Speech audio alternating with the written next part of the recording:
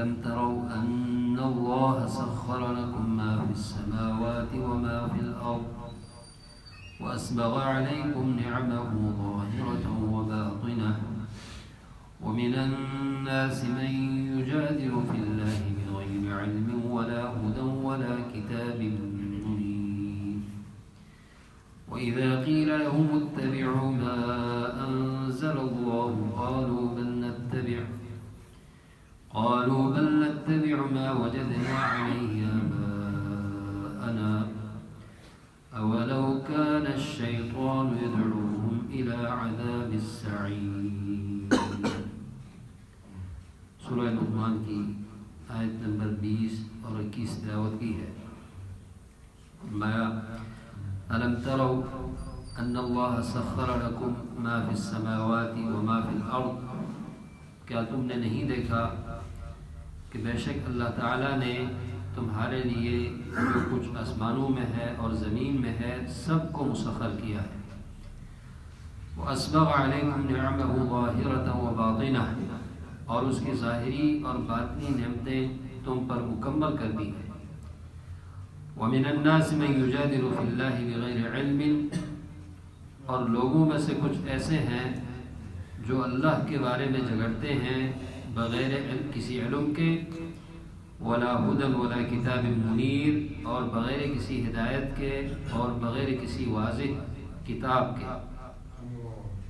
وَإِذَا قِيلَ لَهُمُ اتَّبِعُوا مَا أَنزَلَ اللَّهُ، اور جب ان سے کہا جائے کہ تم اتباع کرو اس چیز کی جسے اللہ نے آسمان سے اتارا ہے، قالوا بل نتبع ما وجدنا علیہ آباءنا، تو وہ کہتے ہیں بلکہ ہم اس چیز کی اتباع کرتے ہیں جس پر ہم نے اپنے آباء و اجداد کو پائے ہیں.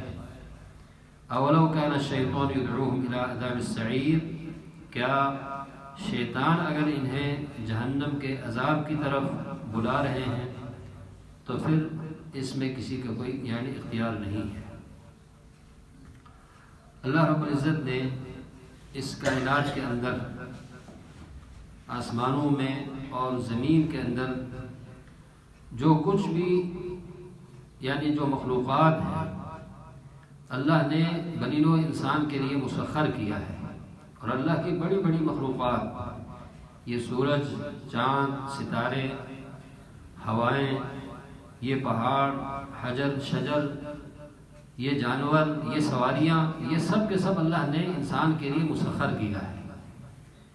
تو گویا کہ انسان ان چیزوں سے فائدہ اٹھاتے ہیں اور اللہ کی ظاہری باطنی تمام نعمتیں اس انسان پر مکمل کر دی ہے. اب ان نعمتوں کا تقاضا کیا ہے؟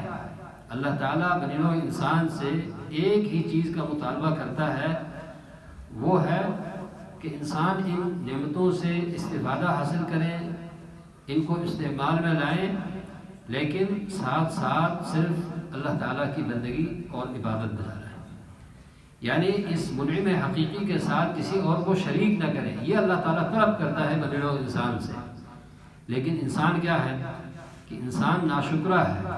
فرمایا وَمِنَ النَّاسِ مَن يُجَادِلُ فِي اللَّهِ بِغَيْرِ عِلْمٍ، تو انسان کیا کرتا ہے کہ خود اللہ کے بارے میں جھگڑتا ہے. بعض لوگ تو اللہ کی ذات کو ہی نہیں مانتے، کہتے ہیں کہ کوئی خالق مالک نہیں ہے، رازق نہیں ہے. یہ سب کے سب ایک حادثاتی چیزیں ہیں جو دنیا میں رونما ہوتے جاتے ہیں. اس طرح دنیا میں لوگ آئے ہیں اور اسی طرح مر جائیں گے، ختم ہو جائیں گے. تو اللہ کے بارے میں جھگڑتے ہیں. اور کچھ لوگ اللہ کو تو مانتے ہیں لیکن اللہ کی ذات، اللہ کی صفات کے بارے میں مختلف قسم کی تعویلات کرتے ہیں. تو گویا کہ اللہ کے بارے میں جھگڑنا ہے.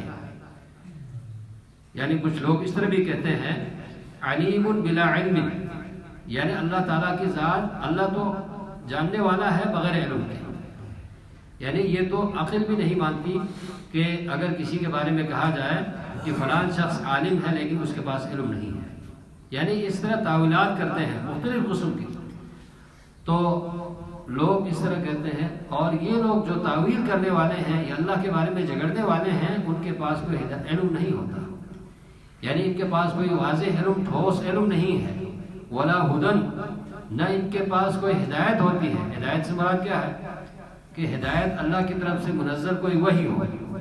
اگر یہ لوگ وحی کے مطابق کوئی بات کر رہے ہیں تو تب بھی ٹھیک ہے، لیکن ان کے پاس نہ کوئی ہدایت ہے، نہ کوئی وحی ہے، ولا کتاب منیر، اور نہ کوئی ان کے پاس روشن اور واضح کوئی کتاب ہے جس میں سب کچھ لکھا ہوا ہو، کچھ بھی نہیں ہے۔ صرف اپنے عقل کی بنیاد پر جو ہے وہ اس طرح کی باتیں کرتے ہیں، اللہ کے بارے میں جھگڑتے ہیں۔ اور یہی وہ لوگ ہیں جب ان سے کہا جائے کہ ما انزل اللہ کی اتباع کرو۔ ما انزل اللہ سے مراد کیا ہے؟ ایک تو اللہ کی کتاب ہے، قرآن کریم ہے، اور دوسرا اللہ کے نبی علیہ السلام کی احادیث ہے، آپ کی سنت ہے۔ تو ما انزل اللہ کی طرف جب ان کو بلایا جائے تو پھر وہ کیا کرتے ہیں؟ وہ کیا کہتے ہیں؟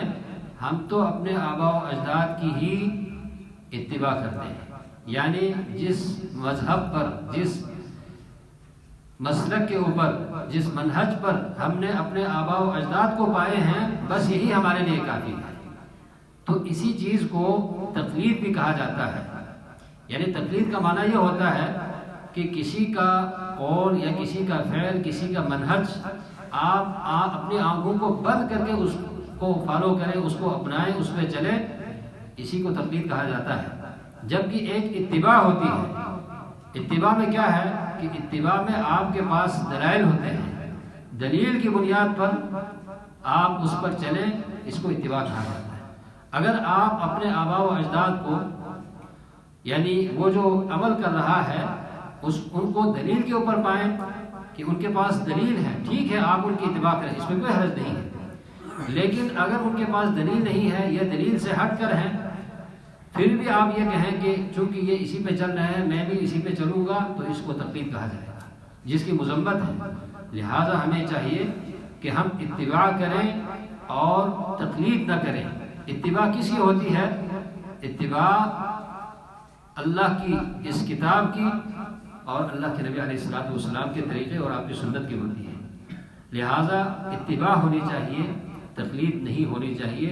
تو اللہ نے فرمایا اولو کان الشیطان یدعوہم الی عذاب السعیر، یعنی اگر کوئی شخص وہ اپنے آباء و اجداد کے دین کو محض اس بنیاد پر کہ وہ اس پہ چل رہے ہیں اس طرح اپنائیں گے، تو یہ ہو سکتا ہے کہ شیطان ہی ان کو جو ہے، یعنی اس میں گویا کہ شیطان کی پیروی ہے۔